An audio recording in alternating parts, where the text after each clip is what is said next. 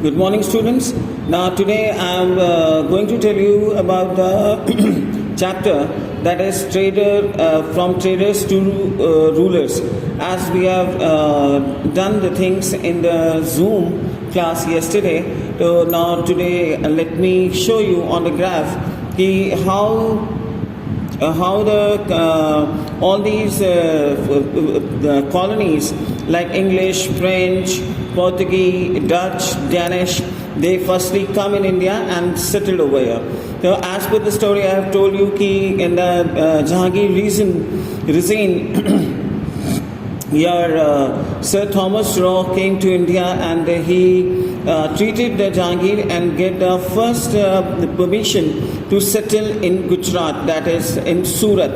So very first of all, the English East India Company, they have made their fort in Gujarat, and right from here they start covering up the area. Now you can just see the small dots over here. And this is the Cambay, Gulf of Cambay, and after that here is the Surat, the very first instant where they have settled down and started the business. And after that, slowly you can just see they have covered up all the area like Karwar, your Kannur, and right here Nellore, your Amagon, Visakhapatnam, Pipli, and in this way they have all settled in the coastal areas. While seeing all a lot of profit, the other colonies people like the French, other countries, traders, they also getting involved and interested in Indian trade, and afterwards by and by they settled in India, and again there is a fight between all these sort of the things for the monopoly in the Indian market. So this is the French, which is the black triangle. So you can just see they have occupied the Golconda, and afterwards your Pondicherry, then your Thailand, and afterwards the Portuguese, they have firstly come and settled in Daman and Diu. After that they reached to the Baroda, then the Basin, then Bombay, and as a Bombay, the Bombay was gifted as a dowry to the Prince Charles by the Portuguese, and in this way they also settled in the Goa, Karwar, and Mahe. So in this way, by and by, these all people, the Danish and all these people come and settle over the entire this coastal region, because as I told you, India was very famous for its spices, silk, cotton, and many more things.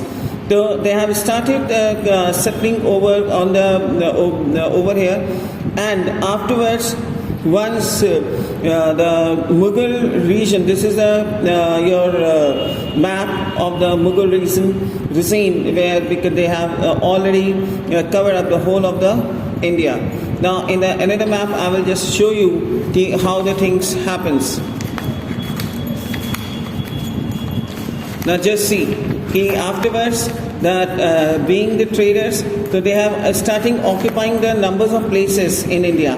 Now in the second map you can just see, I have told you they have started right from the Bengal, because it was a very rich provinces that time.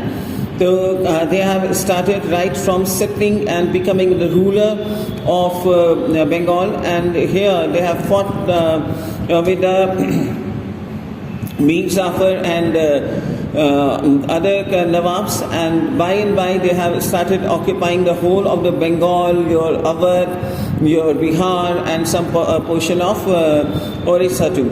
So, and here North Sirkar, and in this thing you can just also see these are the Marathas territory, right from the Pune till Goa.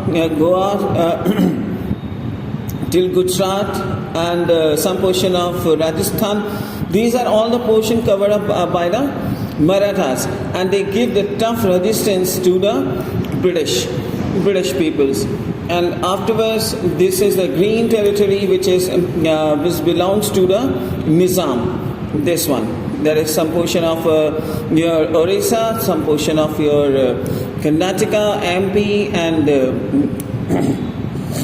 of the Andhra Pradesh. So in this way we can just see, and this is the portion of the Mysore right from here. They also, the Mysore, the Hyderabadi and the Tipu Sultan give the tough resistance to the Britishers. So in this way, by and by, they cover up right from here, starting point from the Bengal. They start covering up the whole of the India, and within 100 years, they have all acquired the position of. They have become the supreme master of India. So this is about your the chapter, the traders from the traders to the rulers.